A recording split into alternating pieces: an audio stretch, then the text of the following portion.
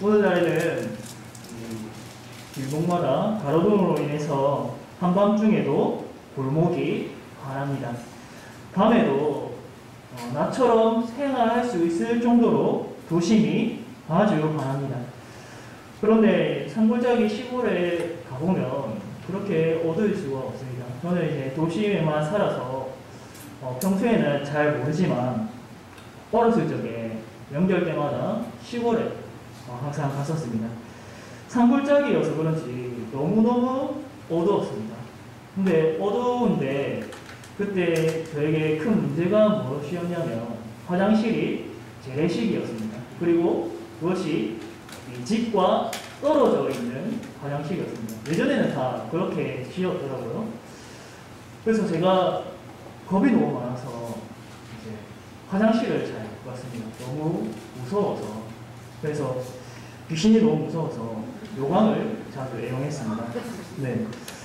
오늘날에도 이 전등이 환하게 비추이지만 그럼에도 햇빛이 없으면 일상생활이 힘듭니다. 전등과 햇빛은 비교할 수 없습니다.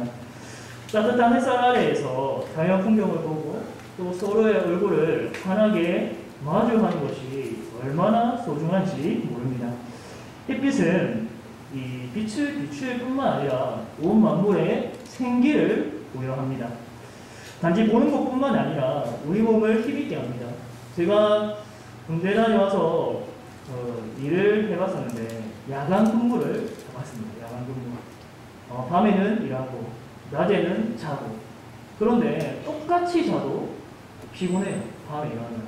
그리고 사람이 우울해집니다. 힘이 없고 무력해집니다. 그런데 햇빛을 쐬면 힘이 나고 긍정적인 그런 에너지가 넘칩니다. 요한복음은 이 세상에 어둠이 가득하다고 합니다. 이 세상이 어둠에 잠겨 있다고 합니다. 지금도 이렇게 날이 환한데 무슨 말을 하는 걸까?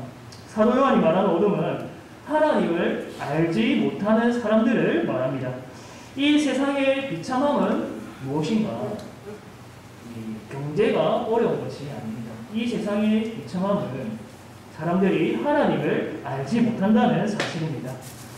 아담이 하나님처럼 되고자 하여서 마귀의 말을 들었던 것처럼 온 인류는 하나님께 범죄하였습니다. 아담이 에덴에서 쫓겨났듯이 모든 사람이 하나님과 스스럼 없이 교제할 수 있는 그 에덴에서 쫓겨났습니다. 에덴을 나와서 그 후손들이 하나님처럼 높아지고자 하여서 이 바벨이라는 도시에서 성읍과 탑도 쌓았습니다. 아담의 후손들은 그 본성이 하나님을 대적하고 또 불신하는 그러한 마음이 있습니다. 그러나 하나님께서는 자신처럼 하나님처럼 높아지고자 하는 그들을 흩으시고 결코 자기에게 이룰 수 없게 길을 막으셨습니다. 성도 여러분, 하나님을 떠난 사람은 결코 스스로 하나님에게 이룰 수 없습니다. 로마서 3장 23절에 모든 사람이 죄를 범하였음에 하나님의 영광에 이르지 못하더니 라고 선언하고 있습니다. 인류 역사상 그 어느 누구도 자기 힘으로 자기의 의로 하나님께 이른 자가 없습니다. 아담도 실패했고 바벨 도시의 사람들도 실패했습니다. 이런 맥락에서 하나님을 떠난 사람들은 어둠 가운데 있다고 볼 수 있습니다. 오늘 본문에는 한 사람이 등장합니다. 바로 맹인, 앞을 못 보는 맹인이 등장합니다. 9장 1절에 보면 이 사람은 언제부터 맹인이었는가? 언제부터입니까? 날 때부터 맹인이었습니다. 이 사람의 나이는 모르겠지만 이는 날 때부터 앞이 보이지 않았습니다. 그러니까 얼마나 그 삶이 힘들었겠습니까? 그런데 이 맹인이 예수님을 만나서 고침을 받게 되는 그러한 놀라운 이적이 일어납니다. 요한복음은 맹인이 눈뜨는 사건을 통해서 증거하고자 하는 바가 있습니다. 5절, 우리 오늘 본문 말씀 5절 함께 읽어보겠습니다. 시작! 내가 세상에 있는 동안에는 세상의 빛이로라. 아멘. 예수님이 하신 말씀입니다. 예수님은 하나님으로부터 보냄을 받은 세상의 빛입니다. 이것이 오늘 말씀의 첫 번째 요점입니다. 요한복음은 예수님이 세상의 빛이라는 사실을 일관되게 증언하고 있습니다. 요한복음 1장에서도 이 세상에 빛이 비추어졌다라고 증거했습니다. 8장에서도 예수님은 자신을 세상의 빛이라고 말씀하셨습니다. 오늘 본문에서도 맹인의 눈을 뜨게 하시면서 자신이 빛이라는 진리를 드러내고 계십니다. 그런데 이 맹인을 고치는 방법이 매우 이상합니다. 땅에 침을 뱉어서 진흙을 이겨 맹인의 눈에 발랐습니다. 이후에 실로암 못에 가서 씻으라고 합니다. 굉장히 말도 안 되는 걸 맹인에게 행하라고 명령하셨습니다. 그럼에도 맹인은 그 말씀에 순종하였습니다. 우리가 이 오늘 본문에서 눈여겨볼 것은 바로 실로암이라는 못입니다. 7절에 보면 가로가 있는데요. 가로 안에 이 실로암이라는 단어를 해설하는 부분이 나옵니다. 실로암은 번역하면 보냄을 받았다는 뜻이라. 보냄을 받았다. 왜 사도 요한이 이렇게 친절하게 기록해 놓았을까? 그건 바로 이 실로암에 의미가 있기 때문입니다. 두 가지 의미로 볼 수 있는데, 첫째로 맹인은 예수님께로 보냄을 받아서 실로암 못에 씻었습니다. 두 번째로는 예수님은 하나님으로부터 보냄을 받아서 맹인의 눈을 뜨게 하셨습니다. 제가 주목할 부분은 바로 두 번째 부분입니다. 예수님은 하나님으로부터 보냄을 받은 세상의 빛입니다. 이사야 61장 1절의 예언을 이 땅에 오셔서 그대로 이루셨습니다. 우리 61장 1절 이사야 말씀 함께 읽어보겠습니다. 시작! 주 여호와의 영이 내게 내리셨으니 이는 여호와께서 내게 기름을 부으사 가난한 자에게 아름다운 소식을 전하게 하려 하심이라. 나를 보내사 마음이 상한 자를 고치며 포로된 자에게 자유를, 갇힌 자에게 노임을 선포하며. 아멘. 예수님은 맹인의 눈을 뜨게 하셨습니다. 하지만 이것보다 더 중요한 것은 예수님께서 이 복음을 전파하고 마음이 상한 자를 고치며 포로된 자에게 자유를, 갇힌 자에게 노임을 선포한다는 말씀입니다. 예수님은 맹인의 눈을 뜨게 하심으로써 더불어 그의 상한 마음, 그의 영혼을 고쳐주셨습니다. 성도 여러분, 우리도 이 맹인처럼 어둠 가운데 지냈던 그런 비참한 사람들이었습니다.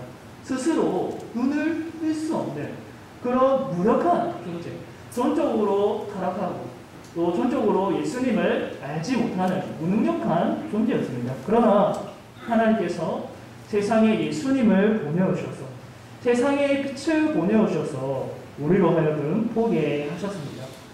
여러분, 하늘에 태양이 하나이듯이 우리가 하나님에게 이를 수 있는 길은, 하나님의 영광에 이를 수 있는 길은 오직 예수님 뿐임을 믿으시기를 바랍니다. 오직 예수님만이 우리 영혼을 밝히십니다. 돌을 많이 쌓으면 우리의 영혼이 맑아질까요? 명상을 많이 하면 영혼이 깨끗해질까요? 책을 많이 읽으면, 영혼의 양식을, 마음의 양식이라고 부르는 책을 많이 읽으면 하나님을 깨달을 수 있을까요? 그렇지 않습니다. 맹인이 예수님의 말씀을 듣고 실로암 못에 가서 씻어서 눈이 떠졌듯이 우리도 그분의 말씀을 듣고 순종할 때에 우리 영혼의 눈이 밝아집니다. 그러므로 그분의 말씀에 귀를 기울이시기를 바랍니다. 세상의 그 어떤 글보다도 성경을 내 삶의 중심으로 받아들이시기를 바랍니다. 그 어떤 가르침보다 예수님의 가르침을 내 삶의 등불로, 유일한 등불로 삼으시기를 바랍니다. 그럴 때 우리는 어둠 가운데서 빛으로 나아갈 수 있습니다. 오늘 말씀의 두 번째 요점은 고침을 받았던 맹인과 달리 불신자들은 이 그리스도를 증오했다는 사실입니다. 더 나아가서 그들은 예수님뿐만 아니라 예수님을 따르는 맹인과 같은 자들도 미워하였습니다. 이웃 사람들이 고침을 받은 이 맹인의 이웃들이 이 맹인을 데리고 바리새인들에게 갔습니다. 왜 고침을 받은 맹인이 바리새인들 앞에 서게 되었는가? 본문 14절과 15절에 이렇게 말하고 있습니다. 우리 14절과 15절 함께 읽어보겠습니다. 시작! 예수께서 진흙을 이겨 눈을 뜨게 하신 날은 안식일이라. 그러므로 바리새인들도 그가 어떻게 보게 되었는지를 물으니 이르되 그 사람이 진흙을 내 눈에 바르매 내가 씻고 보나이다 하니. 바리새인들은 예수님께서 안식일을 범했다고 생각했습니다. 예수님은 맹인의 눈을 치유해주는 자신의 사적인 사역이 아니라 하나님의 그런 일을 행했습니다. 그럼에도 바리새인은 이 사람이 안식일을 지키지 아니하니 하나님께로부터 온 자가 아니라라고 말했습니다. 여러분, 질문 하나 하겠습니다. 예수님이 여기서 율법을 어겼습니까? 아닙니다. 안식일에 하나님의 사역을 하는 것은 아무런 문제가 없습니다. 그렇다면 안식일에 성경을 가르쳐서도 안 되겠지요. 안식일에, 오늘날로 말하면 주일에 주의 일을 하는 것은 너무나도 옳습니다. 반대로 질문해보면 율법을 어긴 건 도리어 바리새인들입니다. 이들이 맹인을 향한 행동을 보면 정말 기가 막힙니다. 맹인이 고침받았음에도 아무도 그를 곱게 보지 않았습니다. 어떻게 이 맹인이 눈을 뜰 수 있었을까? 이 사람은 날 때부터 맹인이었는데 이런 일은 일어나면 안 되는데 거의 그런 마음을 가지고 이 맹인을 대하고 있습니다. 본문에 보면 바리새인들은 눈뜬 맹인에게 총 2번이나 불러서 신문했습니다. 처음에 그가 어떻게 보게 되었는지 물었습니다. 눈을 뜬 사람은 자신이 겪은 그대로 그 사람이 진흙을 이겨서 내 눈에 바르고 신령한 곳에 가서 씻으라고 하여서 그대로 했더니 내가 볼 수 있었다라고 했습니다. 또 이어서 바리새인이 눈을 뜨게 한 예수를 너는 누구라 생각하느냐라고 물었습니다. 눈을 뜬 사람은 예수님을 선지자니이다라고 말했습니다. 바리새인들은 당사자에게 직접 이렇게 얘기를 들었지만 그리고 증인들이 있었음에도 불구하고 이를 믿지 못했습니다. 증거가 확실함에도 이들은 눈과 귀를 막았습니다. 그들은 여기서 그치지 않고 더 심하게 그리스도와 그를 따르는 눈뜬 사람을 대적합니다. 이제 당사자에게 이러한 대답이 자기들 마음에 들지 않자 맹인의 부모를 부릅니다. 그래서 이 사람이 너의 자식이냐? 정말 날 때부터 맹인이었느냐? 그러면 어떻게 지금 눈을 뜨게 되었느냐? 이렇게 물었습니다. 그러자 20절과 21절에 이렇게 대답합니다. 우리 20절과 21절 함께 읽어보겠습니다. 시작! 그 부모가 대답하여 이르되 이 사람이 우리 아들인 것과 맹인으로 난 것을 아나이다. 그러나 지금 어떻게 해서 보는지 또는 누가 그 눈을 뜨게 하였는지 우리는 알지 못하나이다. 그에게 물어보소서. 그가 장성하였으니 자기 일을 말하리이다. 부모들은 당연히 아들이 이 사람이 날 때부터 맹인이었다는 것을 알고 있습니다. 그래서 솔직하게 말했습니다. 하지만 어떻게 자신의 자식이 눈을 뜨게 되었는지 말하지 않습니다. 이들은 예수님으로부터 은혜를 입었음에도 그 예수님을 있는 그대로 증언하지 않고 찬양하지 않았습니다. 오히려 이러한 난감한 질문을 자기 자식에게 돌립니다. 왜 이렇게 했는가? 22절에 이유가 이렇게 기록되어 있습니다. 그 부모가 이렇게 말한 것은 이미 유대인들이 누구든지 예수를 그리스도로 시인하는 자는 출교하기로 결의하였으므로 그들을 무서워함이로라. 이 부모가 왜 예수님이 눈뜨게 하신 그 사실을 말하지 않았는가? 유대인들에게 출교당할까봐 무서웠기 때문입니다. 유대 지도자들에게 이 예수를 그리스도라 시인하면 출교당할 것이 이미 결의되었기 때문에 그것이 무서워서 그들에게 쫓겨날까봐 배격당할까봐 이 부모는 진실을 밝히지 않았습니다. 이들은 부모가 애매하게 답하자 다시 한번 당사자를 두 번째 불러서 신문합니다. 너는 하나님께 영광을 돌리라. 우리는 이 사람이 죄인인 줄 아노라.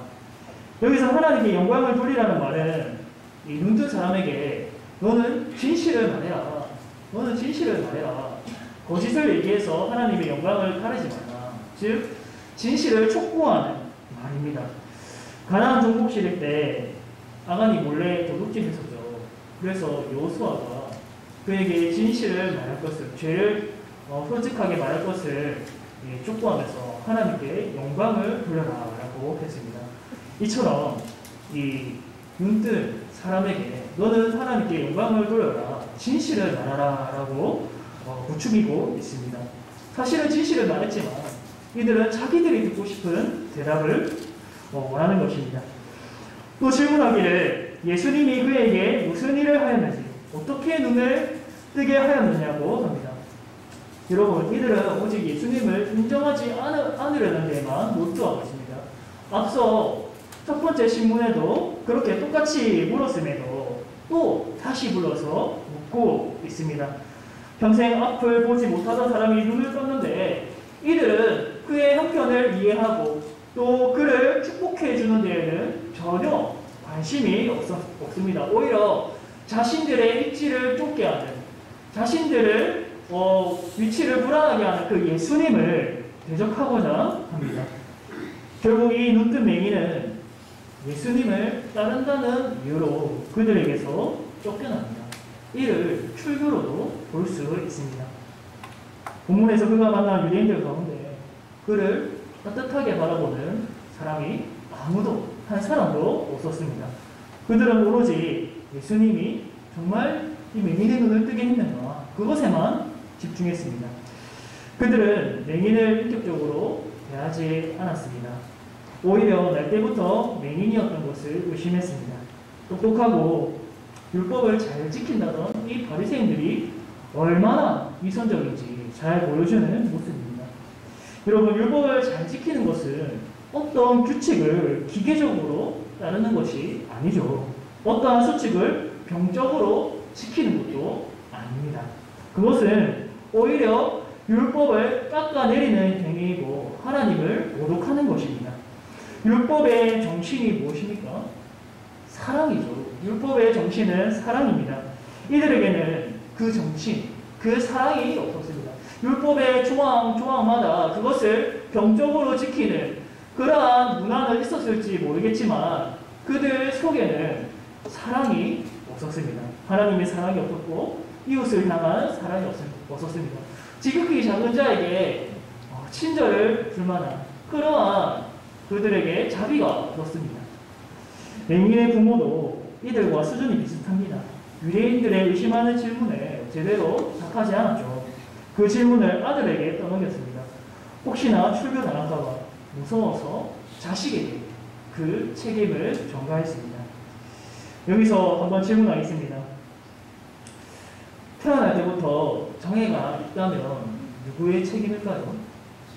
부모의 죄 때문에 그렇게 됐을까요? 아니면 모태로부터 그가 죄를 지었기 때문에 그럴까요? 오늘 본문의 초반에 보면 이러한 질문이 등장합니다. 당시 이 유대 사람들은 이 장애를 가지고 태어났으면 그 사람의 죄 아니면 이 부모의 죄 때문에 된 것이라고 생각했습니다. 우리는 인생의 생사복과 흥망성쇠가 하나님에 달려있다고 믿습니다. 그러나 모든 비극이 그 사람의 죄 때문이다 라고 말하는 것은 너무나도 단순하고 획일적인 사고입니다. 이 세상에서 일어나는 그 모든 일은 여러분 정말 단순하지 않지 않습니까? 만약에 장애인들이 그들 당사자나 혹은 부모나 조상의 죄로 인해 장애를 얻었다고 생각하면 어떻게 되겠습니까? 모든 장애인들은 하나님께 저주를 받은 것으로 보게 됩니다. 장애인이면 하나님께 심판을 받았는가, 저주를 받았는가? 육신의 질병과 장애가 모두 당사자의 죄로 인해서 되었다고 결코 말할 수 없습니다. 때로는 하나님이 자기의 백성을 연단시키기 위해서 고통을 허락하시기도 합니다. 고난을 허락하시기도 합니다. 때로는 연약한 가운데에서 하나님을 더 붙들게 하기 위해서 심한 고난을 허락하시는 것입니다. 그러나 유대인들은 이 눈뜬 사람을 인격적으로 귀하게 대하지 않고 이를 판단하고 죄인으로 정죄하고 그리스도를 증오하는 마음으로 이를 쫓아냈습니다.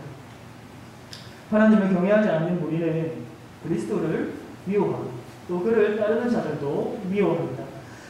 사랑하는 성도 여러분, 그런 자들이 우리를 받아주지 않는다 하더라도 낙심하지 않기를 바랍니다. 왜냐하면 그들보다 더 좋은 예수님이 우리를 받아주시기 때문입니다. 오늘 말씀의 마지막 요점은 예수님은 세속에서 핍박당한 그들을 기쁘게 받아주신다는 것입니다. 35절에 보면 예수님께서 쫓겨난 그 사람을 찾아서 만납니다. 맹인이었던 그 사람이 먼저 찾아간 것이 아니라 예수님께서 그가 쫓겨났다는 소식을 듣고 찾아가서 만나셨습니다. 그러면서 이렇게 물으십니다. 내가 인자를 믿느냐?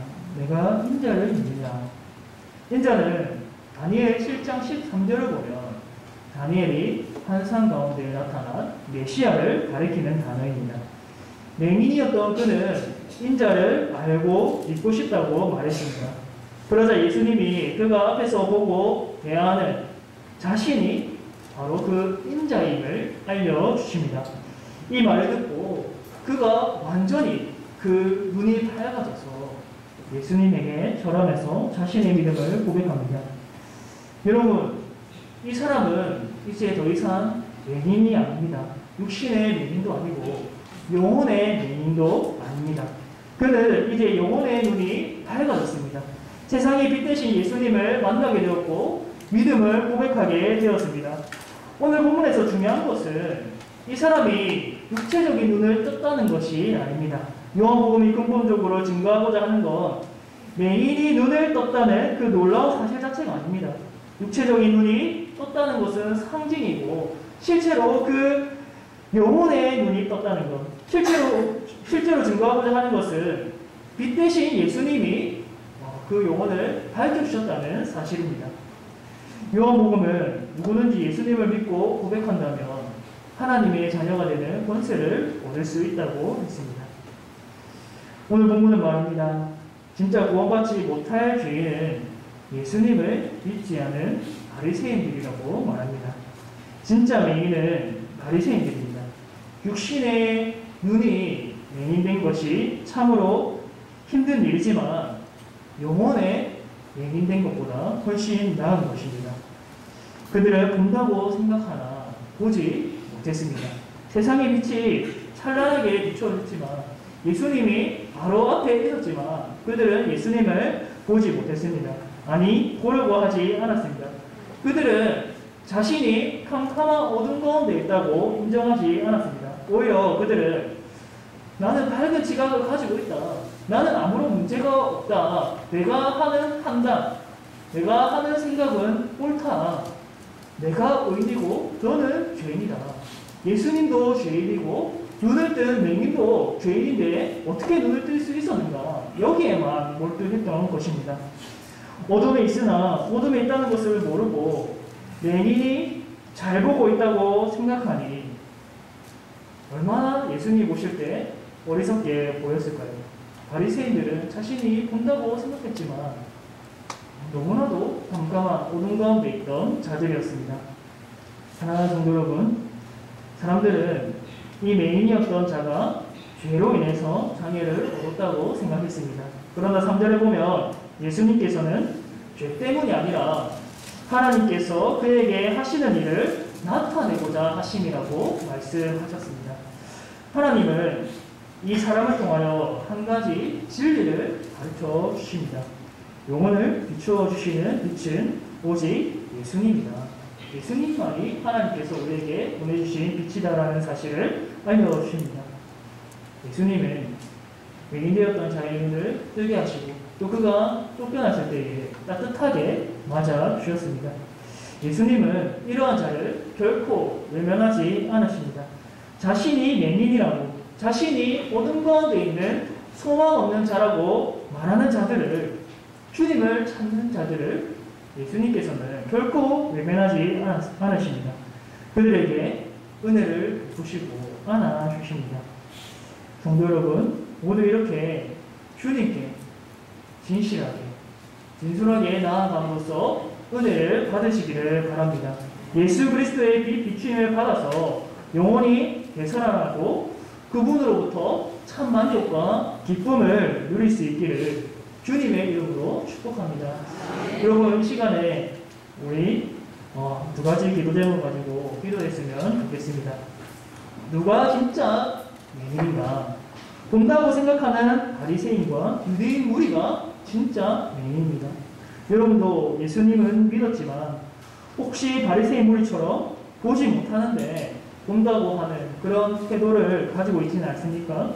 주님의 말씀에 은혜가 안 된 지가 오래되었는데, 은혜 못 받은 지가 오래되었는데 그저 무감각하게 지내지는 않았습니까? 또 바리새인처럼 교만하여서 모든 것을 안다고 생각하고 다른 이들을 따라보거나 인격적으로 대하지 못했던 적은 없었습니까?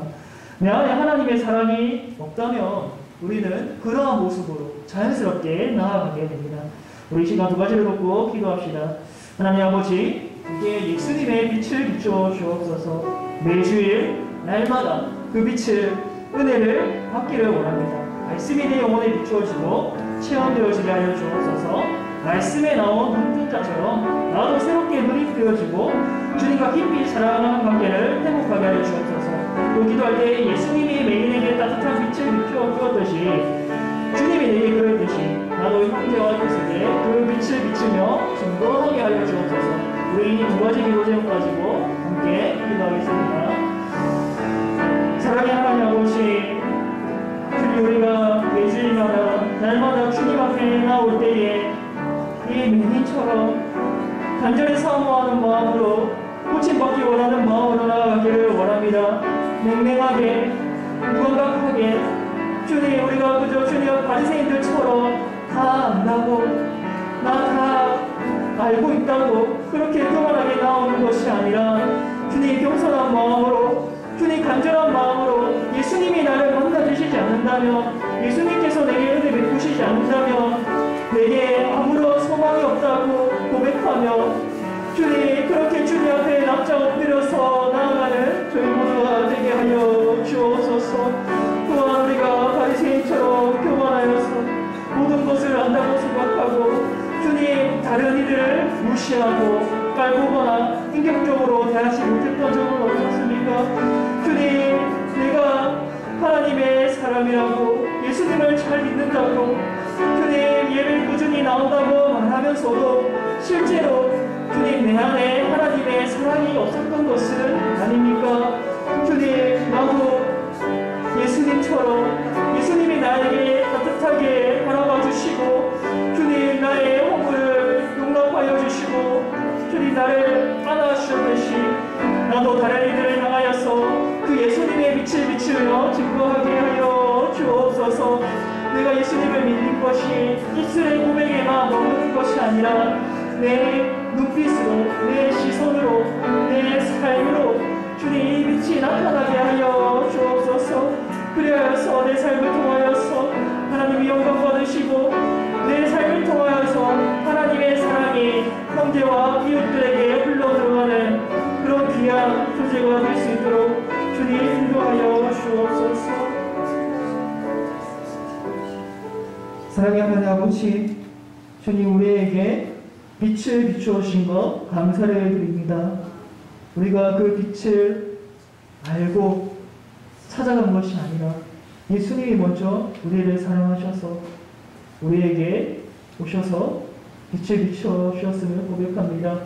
주님, 우리가 이 빛을 받았다고 고백하지만은 우리가 날마다 이 빛을 사모하고 즐거워했는지 되돌아봅니다. 주님, 바리새인들처럼 다 안다고 생각하면서 그리스도와 멀어졌던 것은 아닌지 돌아봅니다. 주님, 이제는 주님을 더욱더 사모하게 하여 주시고 주님만이 나의 힘이고 나의 기쁨이고 나의 참된 만족인 것을 깨달아 알고 누리게 하여 주옵소서. 더 나아가서 주님, 이 사랑을, 이 빛을 우리 형제와 이웃에게 증거하게 하여 주옵소서.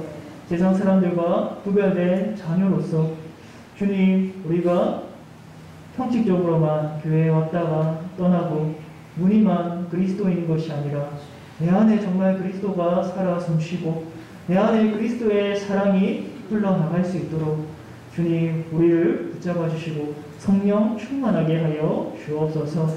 이 모든 것 예수님의 이름으로 기도드립니다. 아멘.